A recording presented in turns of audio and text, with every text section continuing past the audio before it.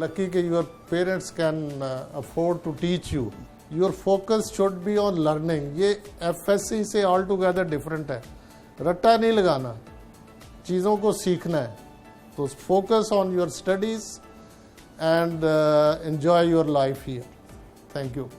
कोई आपके ज़हन में सवाल हो, आप नई इंस्टीट्यूशन में आए हैं, तो please feel free to ask. अच्छा डॉक्टर साहब, कोरोना की वजह से जो स्टूडेंट्स का रिज़ल्ट आया वो बहुत अच्छा था.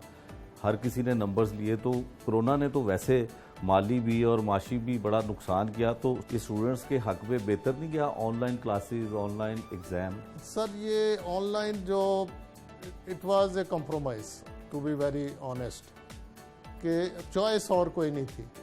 लेकिन वी आर लकी कि हमारी फैकल्टी ने फौरी उसको अडेप्ट किया और वी वर एबल कि जी बच्चों का वो साल ज़ाया ना हो. इसमें क्वेश्चंस हैं, इसमें इश्यूज हैं, लेकिन आई बिलीव कि आगे हमें हाइब्रिड मोड पे जाना पड़ेगा. हमारी लर्निंग बड़ी हुई. अच्छा, जो अच्छे पढ़े लिखे और जो लायक स्टूडेंट हैं उनकी निशानदेही अब कैसे होगी? पेपर्स और नंबर्स तो सब ने अच्छे ले लिए और आपके पास आ भी गए. ये चैलेंज है. Now they have to work hard and वो अब वो वाला सिस्टम नहीं होगा. यहाँ तो प्रॉपर एग्ज़ाम और प्रॉपर सिस्टम होगा.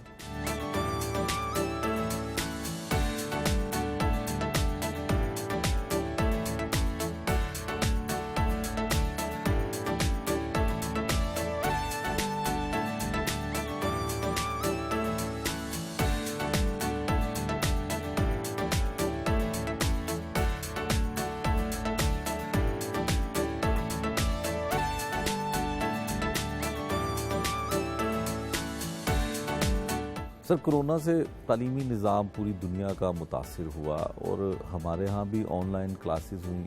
किन खामियों का हमें अंदाज़ा हुआ कि हम उसके लिए तैयार ही नहीं थे?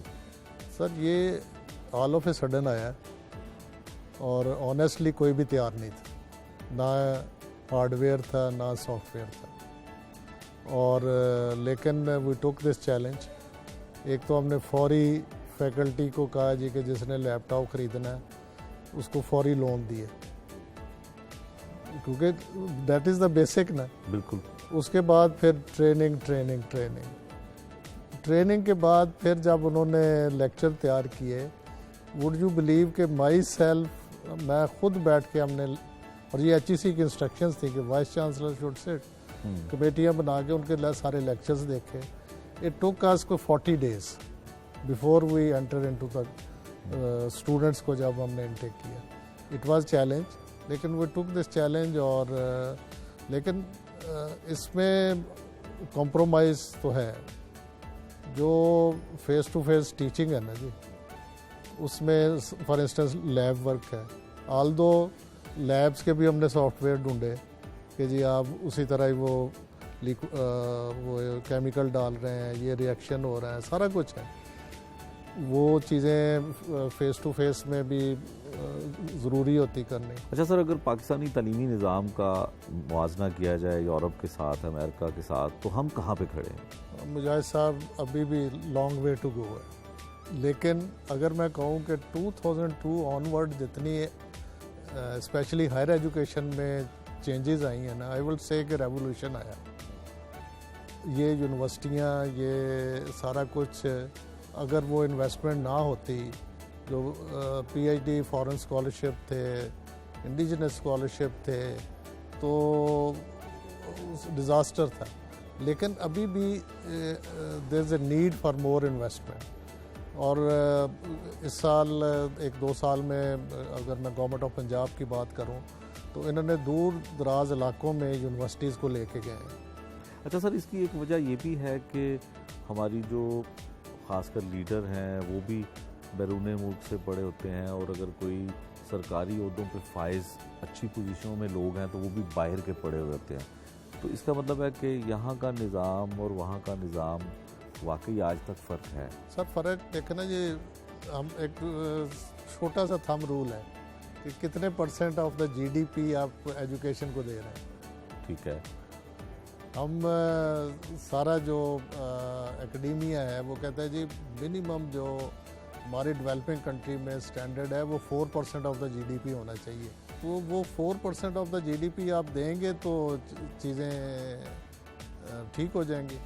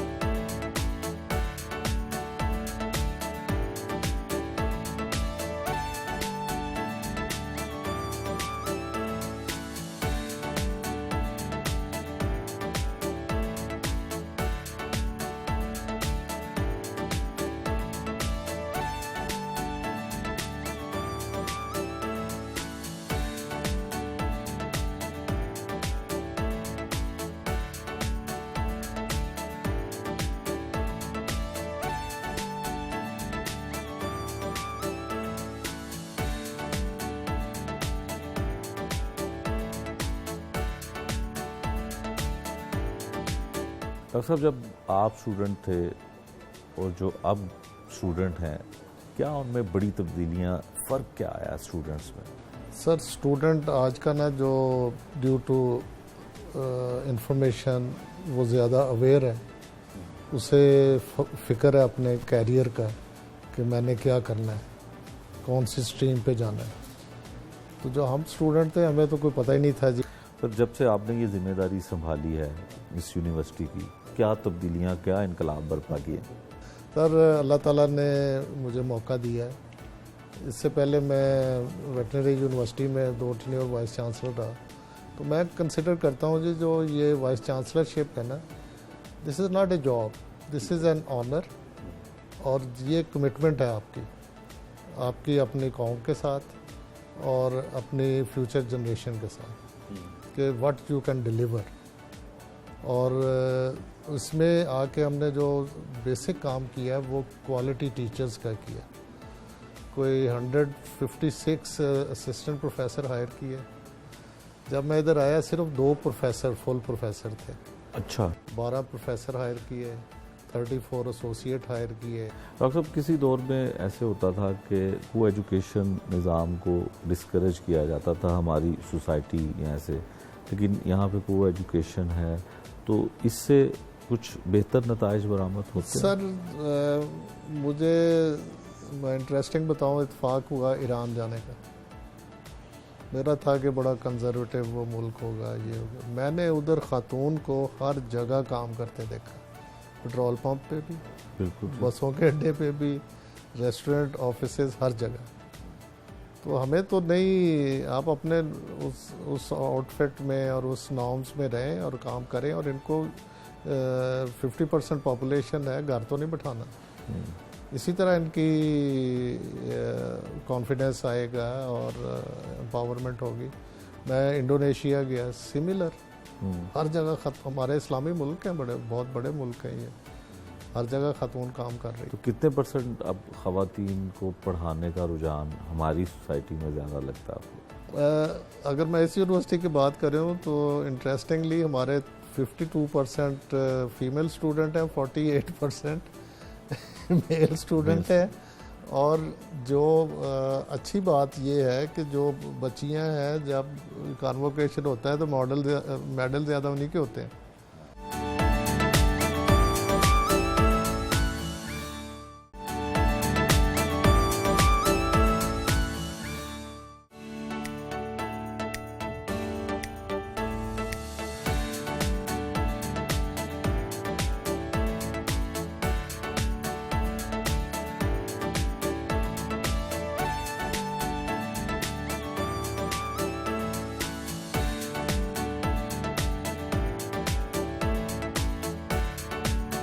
You know very well, Ji, we have established new labs, we have hired new faculty. Now the next step is the research. अभी जो रिसर्च कल्चर है ना, उसको लेके आना है। उस रिसर्च का फ़ायदा ये होता है जी कि आप यू अट्रैक्ट स्टूडेंट्स, उसमें आप रिसर्च एसोसिएट रखते हैं, आपकी एक रिकग्निशन होती है, और आपकी रिकग्निशन से यूनिवर्सिटी की रिकग्निशन है, यूनिवर्सिटी की रैंकिंग है।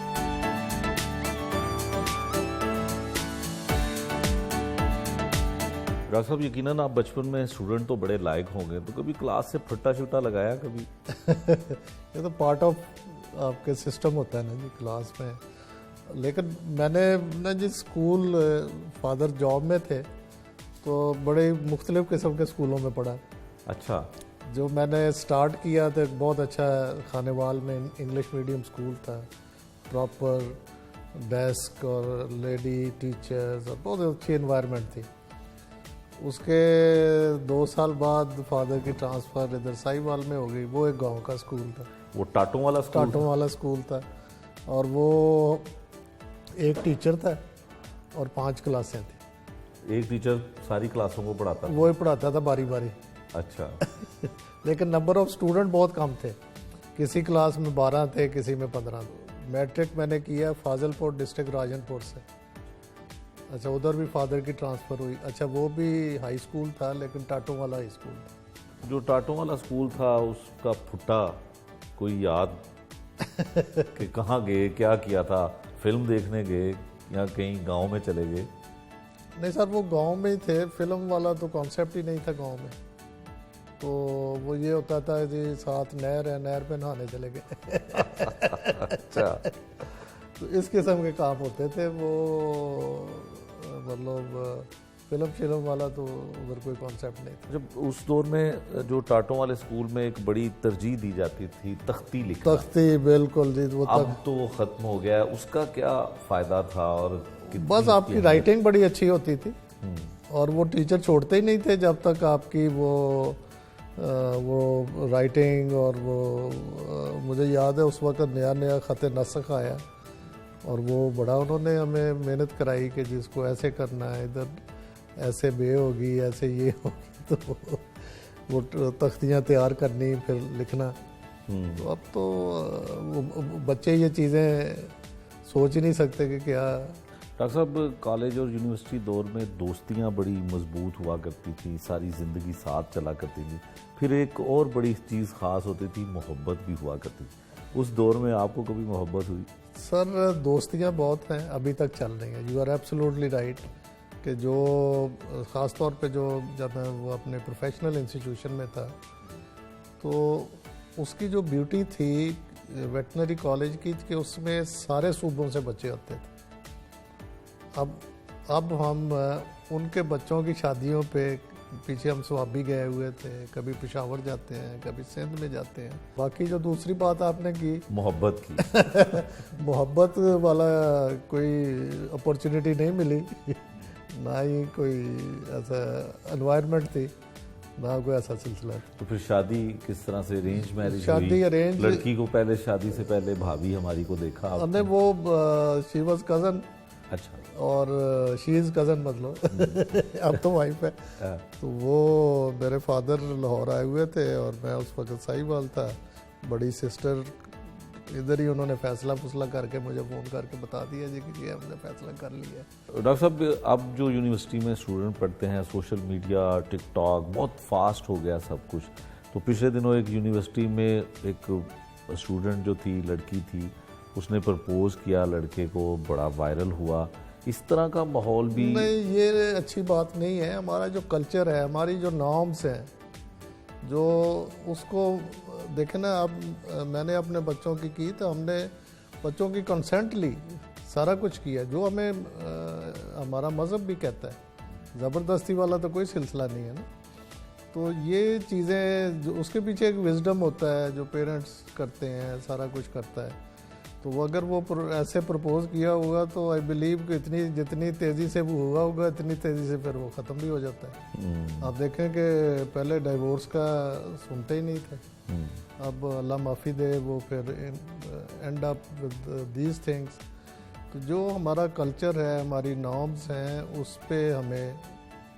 आप ये समझते हैं कि जो इस तरह की लव मैरिज होती हैं वो नाकाम होती हैं, या उसमें कामयाबी की शरह कम है? देखें, जो पेरेंट्स हैं उनकी हमेशा ये ख्वाहिश होती है कि उनके बच्चे खुश रहें।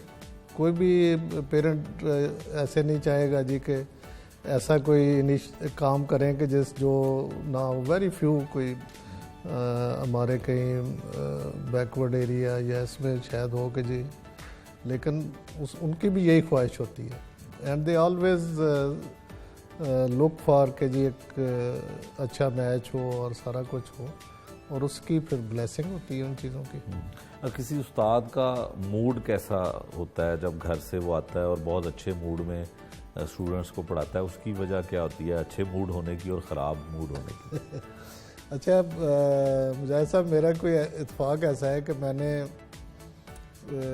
टीचिंग के दौरान सारी टीचिंग लाइफ में ना 8 बजे क्लास पढ़ाई, तो सुबह तो मूड फ्रेश ही होता है। एक दिन बड़ा इंटरेस्टिंग था कि मैं आ रहा था क्लास को, तो एक फ़ोन आ गया दरमियान में। मैं फ़ोन सुनने चला गया, अंदर गया तो बच्चों ने अंदर से कुंडी लगाई हुई कि आज आप 2 मिनट लेट हो। ठीक है। तो वो आई रियली लाइक दैट। घर में हर जगह पे, हर घर में नोक झोंक मियाँ बीवी के दरमियान होती है, तो कभी ऐसा भी होता होगा कि आपकी कोई नोक झोंक हुई, मूड ऑफ हो गया और वो गुस्सा जाके स्टूडेंट्स में निकाला हो? मैंने जैसे कहा ना जी कि सुबह सुबह ही तो क्लास लेनी होती है, तो सुबह सुबह नोक झोंक के काम ही चांस है। आपने मार्जिन नहीं निकाला? स्टूडेंट्स पे क्या है, स्टूडेंट को तो देखो जी, मैं अपने अब भी टीचर्स को कहता हूँ कि जो प्यार हमें हमारे टीचर्स ने दिया, हमें वो प्यार अपने स्टूडेंट्स को देना चाहिए। ये चीज़ आजकल कम होती जा रही है। माँ बाप की तरह उस्ताद कितना किसी स्टूडेंट की लाइफ में आइडियल हो सकता है या उसको सिखा सकता है? सर, उस्ताद का रोल बहुत अहम है। आप देखेंगे ख़ास तौर पे जो छोटे बच्चे हैं, घर में बात नहीं मानते, उधर जाके बिल्कुल वो जो टीचर ने कह दिया वही करना है। तो इसी तरह बड़े बच्चे हैं वो, लेकिन उसमें ये है कि उसको भी रोल मॉडल बनना पड़ेगा। ये नहीं है कि वो टीचर अपने ऊपर तो चीज़ें इम्प्लीमेंट ना करे और बच्चों से या स्टूडेंट से एक्सपेक्ट करे कि जी वो ये चीज़ें करेंगे, ऐसे नहीं होता। तो खुद अगर उसके एथिक्स, उसका रोल मॉडल, उसका बिहेवियर, उसकी टीचिंग, उसकी तैयारी, उसकी वो सारा है, तो बच्चे तो सुनते हैं कि जो जिस टीचर से कुछ मिलता है उसकी रिस्पेक्ट भी करते हैं, देते हैं। वो उसमें वो बच्चों का भी इंटरेस्ट होता है।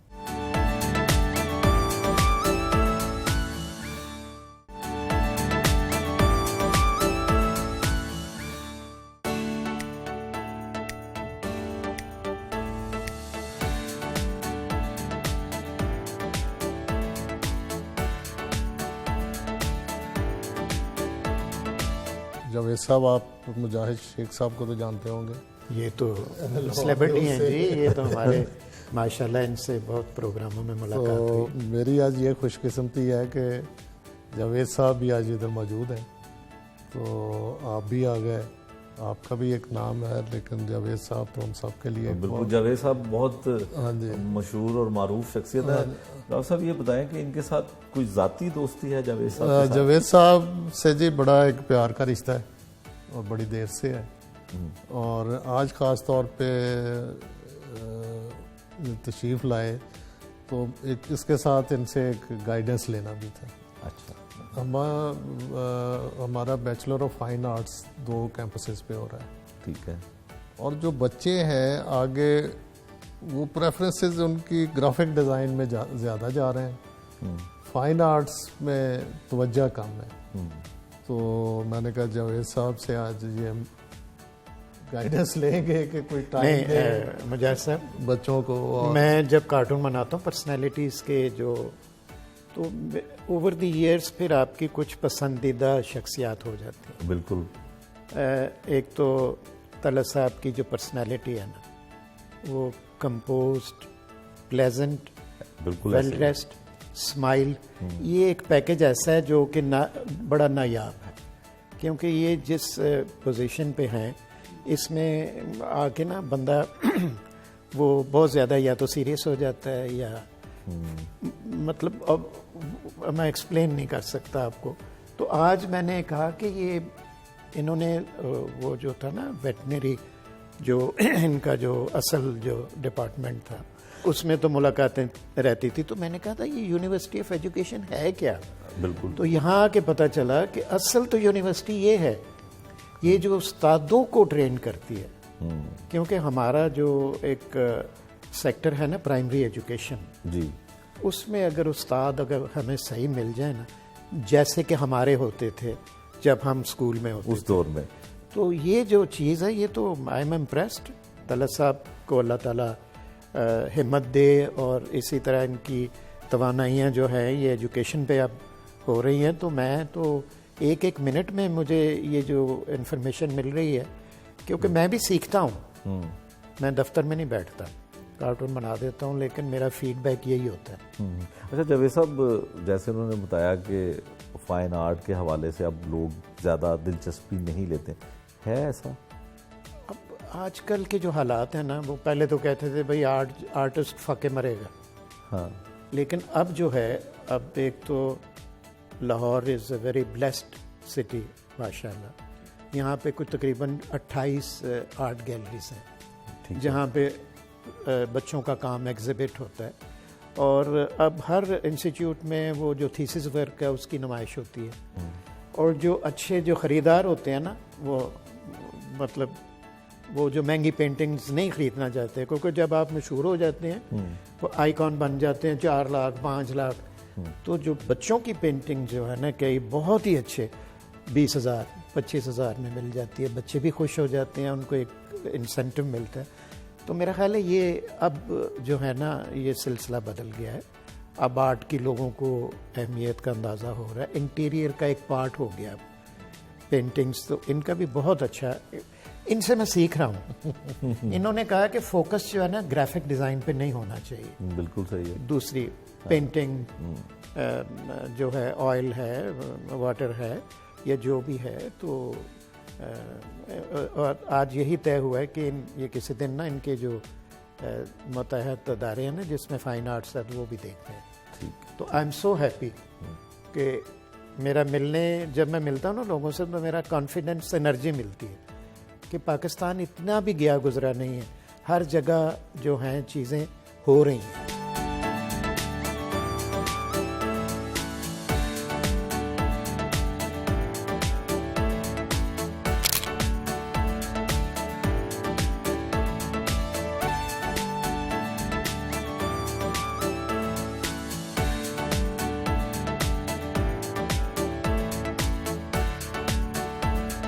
डॉक्टर साहब, 2015 में आपको 17 इम्तियाज़ मिला और हुकूमत वक्त ने आपको नवाजा इस एजाज़ से। क्या लगता है कि क्या सलाहियतें थीं या क्या एतराफ़ फ़न था? वाइल आई वाज जी एट यूआस, तो अल्लाह ताला ने काफ़ी अपॉर्चुनिटीज़ दी काम करने की, और उधर नए प्रोग्राम शुरू किए, वैक्सीन्स प्रोडक्शन का काम किया, MBA लाइफ साइंसेस किया, और उसकी रैंकिंग को ऊपर लेके गए। देयर वाज ए टाइम के जी यूआस की रैंकिंग पाकिस्तान में नंबर 1 पे थी इम्पैक्ट रैंकिंग में, फिर स्पोर्ट्स में रैंकिंग में 3रे नंबर पे गई। तो अल्हम्दुलिल्लाह ये उससे सेटिस्फेक्शन भी होती है जब रिकग्निशन हुई। और फिर एक और उस अवार्ड के बाद यू गेट मोर एनर्जी और मोटिवेशन। तो गवर्नमेंट ने एक असाइनमेंट दी जी के बहावलपुर में एक नई वेटनरी यूनिवर्सिटी बनानी।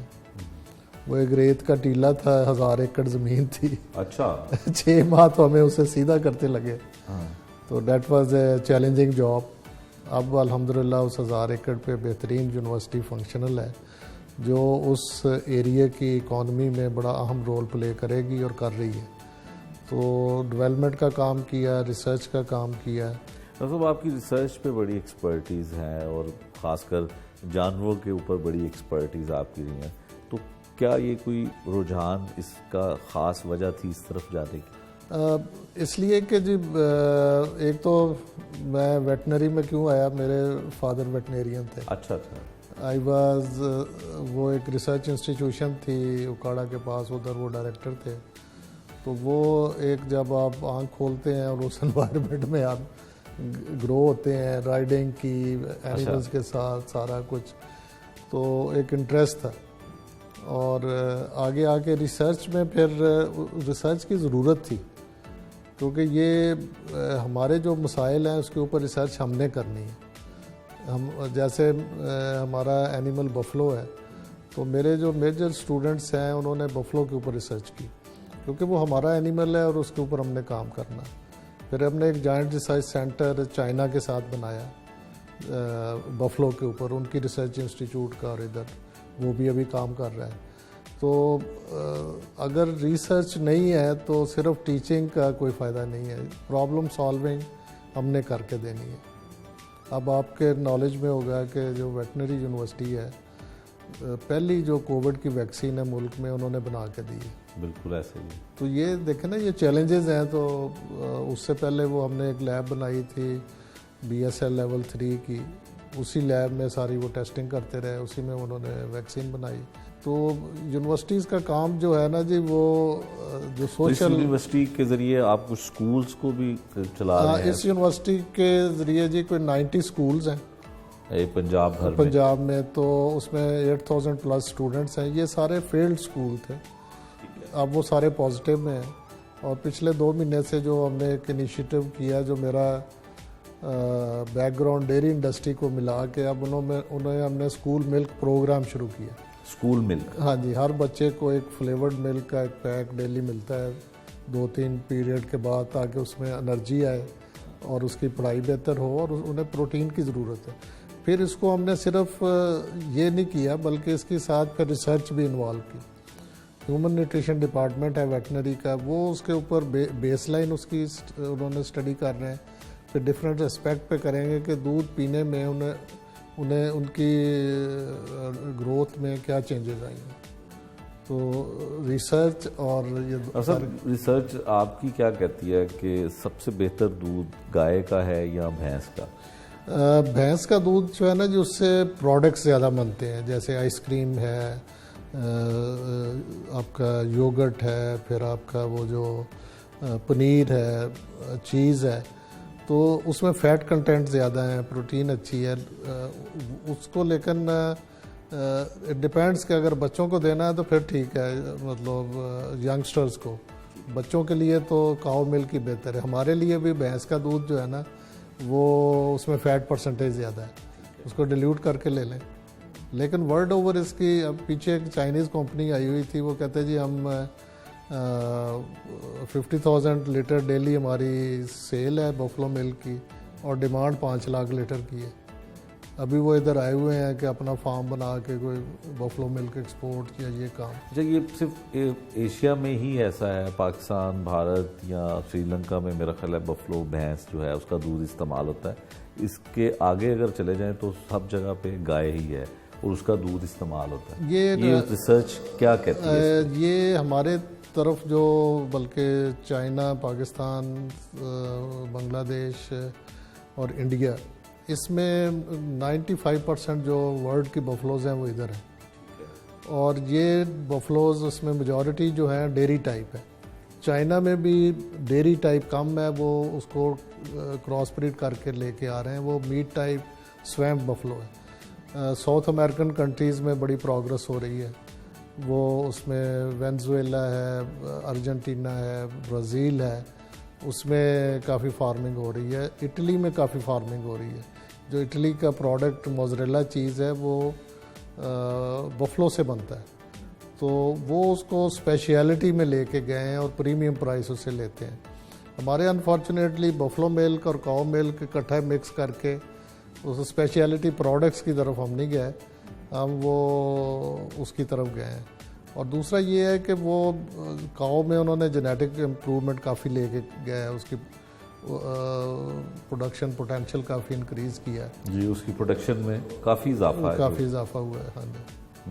डॉक्टर साहब, जो लाहौर शहर की अगर हम बात करें तो कहते हैं कि जितना दूध लाहौर को चाहिए उतना प्रोड्यूस नहीं होता, उतना दूध है नहीं, तो फिर किस तरह का दूध हम लोग? अच्छा, ये एक तो जी जो ये फूड अथॉरिटी बनी ना, दिस इज़ अ ब्लेसिंग। आपके सामने ही है कि फूड अथॉरिटी ने क्या कुछ रिवील किया और उससे पहले क्या कुछ होता था। लेकिन जो अच्छी चीज़ हुई है, अब कमर्शियल फार्मिंग काफ़ी डेवलप हो गई है लाहौर के इर्द गिर्द भी। आप इधर रायगढ़ में जाएं, 3000 कैटल का 2000 कैटल के फार्म जो कि सीधे लाहौर को मिल्क सप्लाई कर रहे हैं। ये एक चेंज आई है और उसमें काफ़ी अच्छा आया, डिमांड ज़्यादा है, लेकिन इसमें जो हमारा इन्वेस्टर भी काफ़ी आया, पोटेंशियल भी काफ़ी है। जितने टेक्सटाइल वाले हैं उन्होंने अपने फार्म्स बनाए हैं, तो इसमें अब बेहतरी की तरफ है। और एक जो उस वक़्त यूआस ने फूड अथॉरिटी के साथ मिलके एक मिनिमम पैस्चराइजेशन लॉ बनाया था कि जो भी दूध सेल हो ना, वो उसका नाम पता हो कि ये किधर से आया है और फिर वो पैस्चराइज हो, ताकि उसको चेक किया जा सके सारा। तो वो आगे इम्प्लीमेंट होता है तो हालात बेहतर होंगे। आपको पता है ऐसी चीज़ें जो एक ट्रेडिशनल तरीके, इसको एक फॉर्मल तरीके से लेके आने में काफ़ी टाइम लगता है, लेकिन इसमें काफ़ी तेज़ी से इन्वेस्टमेंट भी आ रही है और फार्मिंग भी इसमें डेवलप हो रही है। डॉक्टर साहब, प्राइम मिनिस्टर इमरान खान साहब ने एक कारोबार बताया पाकिस्तान की आवाम को कि 5 मुर्गियां और 1 मुर्गा पालें, उसका बिजनेस करें, फिर कट्टा पालें। ये क्या कॉन्सेप्ट है, या इससे क्या नई नस्ल को या आवाम को फ़ायदा हो? ये बड़े अच्छे कॉन्सेप्ट हैं जी। देखें, देहातों में क्या होता था, कोई बाज़ार से अंडे तो नहीं खरीदता था, मुर्गियाँ घरों में होती थी, वो आपके लिए एक परमानेंट सोर्स ऑफ एग्स है। हाँ। और कभी कोई मेहमान आ गया तो मुर्गी ज़िबा भी कर ली या मुर्गी बीमार हो गई तो ज़िबा हो गई। तो ये एक सस्टेन, और फिर आपकी जो किचन वेस्ट है उसके ऊपर वो पल जाती है। बिल्कुल।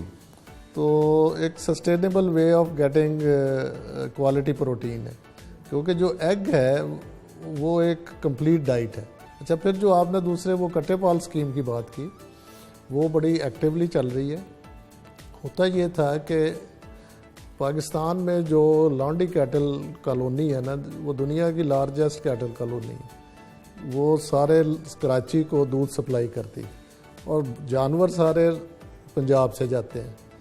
ये उकाड़ा, साहिवाल, आरफ वाला, बूरे वाला, चीचा वतनी, ये इन मंडियों से वो जो दूध देने के ताज़ा भैंसों को ले जाते थे, कट्टा इधर ही छोड़ जाते थे। अच्छा, अब वो कट्टा जो है वो तो आगे उसका सोर्स ऑफ मीट है। बिल्कुल।